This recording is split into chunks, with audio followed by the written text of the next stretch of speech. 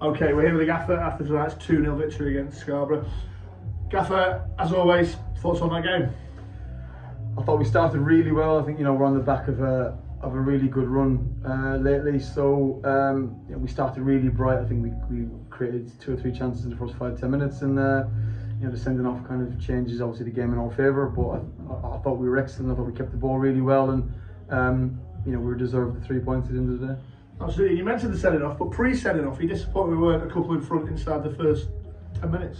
Yeah, we played really well. We got down the sides of them. We got Willow out on the left hand side, and we got Stubbsy on the right hand side here. And I think it was Keane and Salty had 2 chances. I think Tommy had an opportunity as well. So yeah, really, that's something that we worked on all week. Want to have a bright start because look at we're at home, so we want to be on the front foot and get the crowd behind us. And just unlucky, I think that if Salty had connected with his better, we could have gone 1-0 up.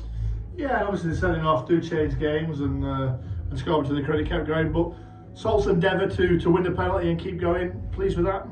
It was a penalty. Yeah, he's obviously great third man running behind, and he's picked the pocket of the 5, who then obviously brings him down. So up steps Conor Kirby for the penalty. It's again, it's something that we're working on, getting balls down the sides and getting runners and beyond.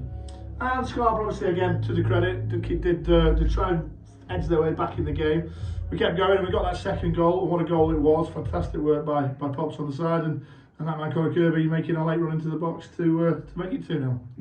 It's something that he does really well. He arrives quite late, but if you look at the build up prior to the goal, like you said, Pops, and I think Stubbsy slides him down the side. So yeah, it was a great run into the box late, and probably we needed it just to settle a little bit of nerves, because Scarborough, to their credit, kept going. So they did a couple of corner kicks, wide free kicks that we had to deal with and defend. Excellent. And obviously 2-0. You look at the goal scorers, but defenders doing their job again. And just a word for Liam Ravenhill, perhaps, who went in there against Chester the very last minute, and since then kind of hasn't looked back. He suits how we play, because if we play with a 3, we need a ball playing centre half, and he plays well because he's a centre midfielder who's quite defensive minded. He was chucked in there really against Chester, but he's tucked to it like a duck to water. And then obviously you've got Finn Delap, who just extended his loan again. So them 4 will compete for those spots. And I think noticeable warming up tonight. Everyone back out there on the grass. You've now got options all over the pitch. Yeah, you look at we had Will Truman in the squad tonight. Was on the bench. We had Callum Lee in the squad, not on the bench. Dermy's not probably 7 to 10 days away. So we're now getting that depth in squad again. That I've always said we needed. It's never going to be an 11-man job. It's going to be 18, 19, 20 players that will achieve success. And I think we'd be remiss not to mention that man Conor Kirby again. That guy, 6 in 7, as he tells us. Player of the month, runner-up, as he tells us. But what a leader on the pitch. What a man. Oh yeah, he reminds me every day that how many goals he's got, and how good a midfielder he is. But listen, he's a leader, and to be a leader, you gotta do things that take some games by the scruff of the neck. And he stepped up for the penalty today, and like I said, he scored again on Saturday with Kitty. And it's not just his goals; it's his all-round energy. His enthusiasm within the group, and it's infectious, because if the boys see him running, it's that's my skipper, let's go and join him. So yeah, he's a real credit, and he's been brilliant for the football club. Great stuff. And what a bonkers league it is. You look at some of the results tonight, really interesting.